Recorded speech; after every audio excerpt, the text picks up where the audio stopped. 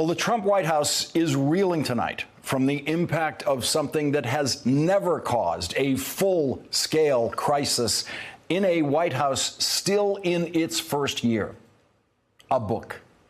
A book that portrays the president as someone incapable of reading a book, incapable of reading anything of significance. The book represents the president as semi-literate, someone who could not begin to comprehend the significance of a chemical weapons attack in Syria and did not want to discuss it until he was shown large pictures of Syrian children literally foaming at the mouth. The book has many new and important insights like that about how policy, important policy, is shaped in the Trump White House. But the news created by the book is not about domestic policy and how the most right-wing president in history could sit in the White House and ask Republicans and Republican staff determined to repeal Obamacare and determined to then cut Medicare why they couldn't just expand Medicare for everyone. Single payer. The single most liberal health care proposal in American history. The idea supported by Ted Kennedy before he died and the idea supported by Bernie Sanders now. That would be the most shocking policy gem in any other book like this about any other presidency, including all of the books written like this, written by Bob Woodward, using that same inside the White House methodology and reporting. On foreign policy, the book reports that the president believed by making a quick trip to Saudi Arabia, he could achieve, quote, and these are the president's words, the biggest breakthrough in Israel-Palestine negotiations ever. That alone is the single most delusional statement ever attributed to a president about the Middle East peace process. That delusion alone would be a page-one headline about any other book, about any other presidency. But in this book, in this presidency, the story that overshadows all other stories is the story of the man now occupying the Oval Office, and as reported in this book, using the Oval Office as a clubhouse in the center of a maze of disorganization, backstabbing, and leaking to the press. This is not the story of governing by policy and with an organized political approach to implementing that policy. This is the story of governing by family. A dysfunctional family headed by a deeply dysfunctional man. This book has provoked the question that no previous book about a current presidency has ever provoked. Is the president fit to serve? Is the president of the United States capable of fulfilling the duties and the responsibilities of the office? This is the first book in the history of White House literature that has provoked that question. And that is why it is already the most sought-after book in the history of White House literature. It's sold out. It's completely sold out in America, sold out in bookstores, sold out online. 1 million copies have been sold already. That is the highest-selling, possibly highest-selling nonfiction book in American history. And to judge by that response, this then is the most important book in the history of White House literature. That's what book buyers are in effect saying by their stampede to buy this book. That's what voters are saying by their stampede to buy this book. No such book has ever had such an instantaneous pull on American readers, and no such book has ever raised a more important question about the American presidency. Is the president a danger to sensible governance? Is the president a danger to the country? Is the president who casually tweets threats of nuclear war a danger to the world? Joining us now, the author of Fire and Fury Inside the Trump White House, Michael Wolff. Michael, thank you very much for being here. I know it has been a long day, a long weekend. Thank you, sir. A weekend unlike any in your life. You knew that this pressure was coming. You knew what you were writing. You knew how this White House operates. You knew how this president operates. You might not have specifically known there would be a cease and desist letter from lawyers, but the attacks that you have faced from the White House, from the Trump machine, since this book came out, is that what you expected? No. I expected some response. Did I expect the president to basically drop everything? I had heard from a source who still speaks to me that he wanted my media schedule for today. He's probably spent his whole day just watching me on television. The man is, among other things, the man is an obsessive. That's how he responds to things. So he responded to this. I mean, it is literally crazy to write a cease and desist. A president has never done that. A prior restraint of a book, to say his privacy has been invaded, that he's been defamed. This has never happened before. Also, let's remember, the effect is just to sell more books. So he shoots himself in the foot in this instance, as in many other instances, and then to go on days of tweeting, and then obviously to culminate in this, in going in front of the American people and saying, I'm sane. I'm actually a very stable guy. Very stable genius. A very stable genius. I am a genius and I'm stable. Nobody could have predicted this, even of Donald Trump. One of the things he said since the book came out is he doesn't know you. He doesn't know this guy. How long have you known him? Since the 1990s. So I was at New York Magazine, and I was one of the people he used to call up to complain about what was said, actually usually about what articles that he was not in that he wanted to be in. I used to see him on the, cocktail parties. I've literally known, I mean, we're hardly friends, but I have known him for a good long time. When I interviewed him in June 2016, just before the convention, it was like old homecoming week. Michael Wolff, oh my God, I cannot believe. He welcomed you into his home in Los Angeles during the campaign. Sat there eating vanilla ice cream with you. Even more. So I actually, it was sort of set up, and then I met him at the Kimmel show, and went in, and then he said to an aide, how long do we have? And they said 45 minutes. I can see the look that came over his face. He says, "You don't give Michael Wolff 45 minutes." And then he said, after the show, why don't you come back to the house, and we'll hang out. Now, that was actually interesting because nobody even knew he had a house in the middle of Beverly Hills. I learned it through your article. Yeah. Amazing. Yeah.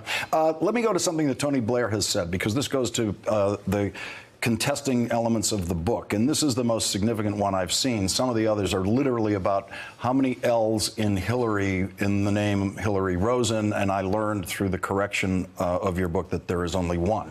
I've known Hillary for decades. I didn't know that. Tony Blair, in the book, there's this passage, page 157. In February, Blair visited Kushner in the White House. On this trip, the now freelance diplomat, seeking to prove that his usefulness to this new White House, imparted a juicy nugget of information. There was, he suggested, the possibility that the British had the Trump campaign staff under surveillance, monitoring its telephone calls and other communications, and possibly even Trump himself.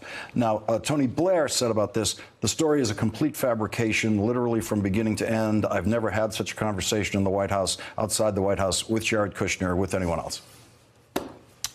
What I know about this is that this was reported to me by two different sources, and then I do know that shortly after this conversation, Jared Kushner and Steve Bannon jumped into a car. They went out to Langley, had a meeting with the director of the CIA and the deputy director, who reported that this was a miscommunication.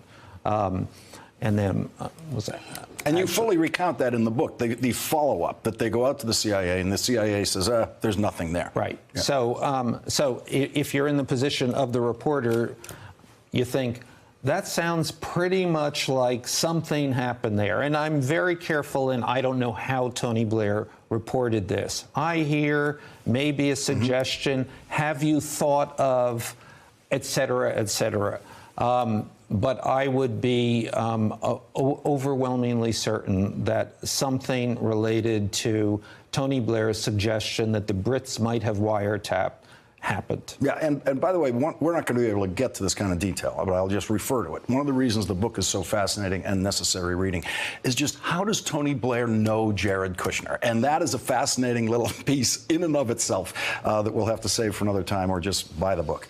As a little, I was, when that happened, as so much happened, I'm sitting on the couch in the West Wing, and there is Jared Kushner and Tony Blair coming out. So you see them together? So totally, and I actually overheard. I'm overhearing the discussion, which I obviously immediately take a note on, and they're talking about the difficulties of the Middle East situation, and Jared says to Tony Blair, "Damn it, we can solve this problem." And that's in the lobby of the West Wing. Yeah. And that is kind of like, for people who don't know it, it's kind of like a hotel lobby, and people pass through from each side of it. And that kind of moment can occur. I remember working in the Senate and the Finance Committee, going up there for a tax meeting, and there's the CIA director sitting over there in the next chair. And you have these encounters that can only happen in that lobby. And it's a very interesting, because you go over there, you get the appointment, say they pass you in, you go there, and then, of course, the appointment, it drifts. Yes. It drifts. You wait, and you wait, and you wait. For hours. Yeah. And you think, this is really annoying, and how can they do this to me? But then you realize, oh, my God, it's all going right. You just see it all. Right. And the less organized the White House, the more valuable it is to hang out in the lobby. I want to go to an important and possibly Shakespearean-style quote from what seems to be your principal source in the book, Steve Bannon. He said, "The daughter will take down the father." What did he mean? He meant, as he puts it, every piece of advice they have given has been bad advice.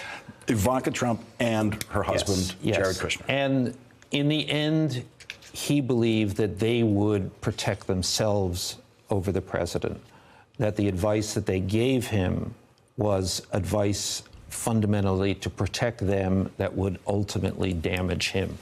Comey, obviously, the prime example. Comey firing was their idea, urged by them. Certainly pushed by them. Opposed by Steve Bannon in this account. As Steve Bannon said, and I spent a lot of time. You come to actually like Steve Bannon, even if you don't agree. I don't know. With I'm not sure you pulled off that magic trick. But his insights. So, anyways, so in this regard, he said, when Donald Trump is worked up, it means somebody has been working him up. Mm-hmm.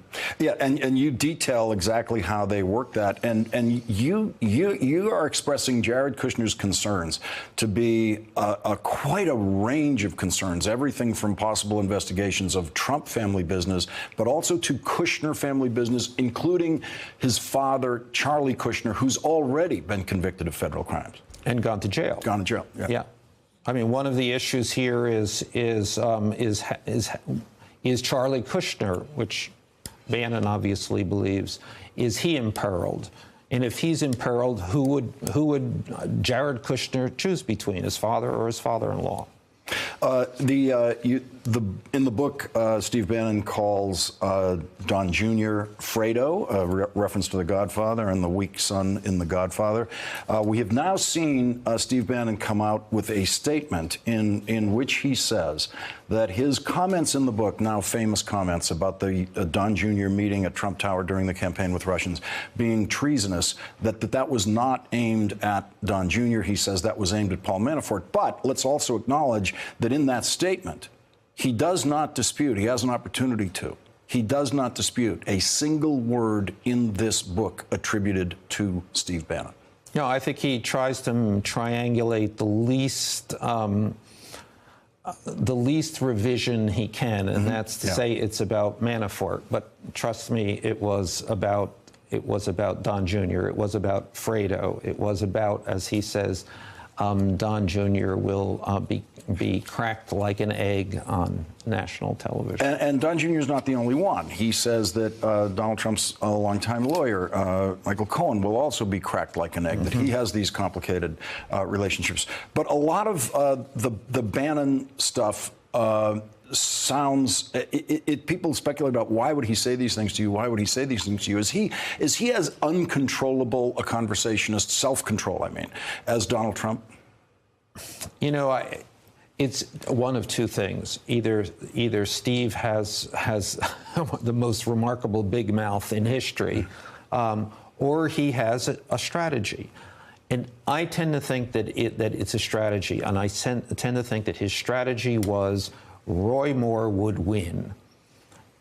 That would mean Steve Bannon would win, Donald Trump would lose. That means Steve Bannon would hold the leverage going into 2018. And Steve Bannon, in part using this book, would break with Donald Trump. How much of your interviewing with Steve Bannon occurred after he was fired from the White House? Well, very little. So most of this is while he's in the White House, and what we read is a roller coaster ride for Bannon. There are days when he feels up and he feels like he's the one in control here of all these factions in the White House. There's other days where he feels like this could be my last day, I don't know. Totally. And how did that affect what you were getting out of him as a source? I mean, the guest of the reader sometimes is, well, this must be a really bad day for Bannon. He thinks he's going to be fired, therefore he's telling Michael Wolff all the worst stuff as he sees it. Absolutely. Yeah. When he was riding high, it was those were the days that I would sit in the White House waiting for him, and the whole day would pass, and then somebody would come out and say, you know, we got to put this off until Thursday. When he was in the nadir, then it was hours and hours and hours of conversation. What is there to say about policy making in the Trump White House? I've tried to figure out at the end of the book, try to figure out a way of describing it, and what in whatever way you would describe it, the president is kind of like the hubcap that gets put on the automobile at the end of the assembly line. He's kind of the last component to policy. He's just the person whose okay is needed at some point, but he's never generating anything in this. He wants to have as little to do with this as possible. He wants someone else to do it. He wants Mitch McConnell to do it. Or he wanted Steve Bannon to do it, or sometimes he wants anyone else to do it but Donald Trump. And Steve Bannon was the one who came up with what he believed was the right defense for the White House as a special prosecutor started to surround the White House, and that was to wall it all off and create what he considered this wall, leave any comment about the investigation to the Trump legal team outside of the White House, to the spokesperson for the Trump legal team outside of the White House. What went wrong with that strategy? Donald Trump went wrong with that strategy. I mean, this was, and Steve would go over this, that he's saying this was not only the perfect strategy, but the only strategy. That in order to survive this kind of investigation, which he would then point out the Clintons endured and survived. Because they handled it that way. To do this, you had to be incredibly disciplined. And of course, his boss or client is the most undisciplined man in certainly ever to occupy the presidency, and maybe he may be the most undisciplined man in America. There were several days in the course of the last year when Steve Bannon firmly believed that he was winning in these faction fights in the White House, and that Ivanka Trump and her husband would be back in Manhattan by now. There were plenty of times when he thought that. Turns out he's the one who's out. We're going to have to take a break here. Michael, we're going to come back with more, if you can please stay. Michael Wolff's book, Fire and Fury. When will people be able to buy this? That's all whenever people see me with this, they want to know when they can get their hands on it. All I do is hear from my relatives all day because they can't get copies. Is it this week? Is it back in stores? Do you know when? Yeah. We'll see. I mean, they're rolling them out. Hey there, I'm Chris Hayes from MSNBC. Thanks for watching MSNBC on YouTube. If you want to keep up to date with the videos we're putting out, you can click subscribe just below me, or click over on this list to see lots of other great videos.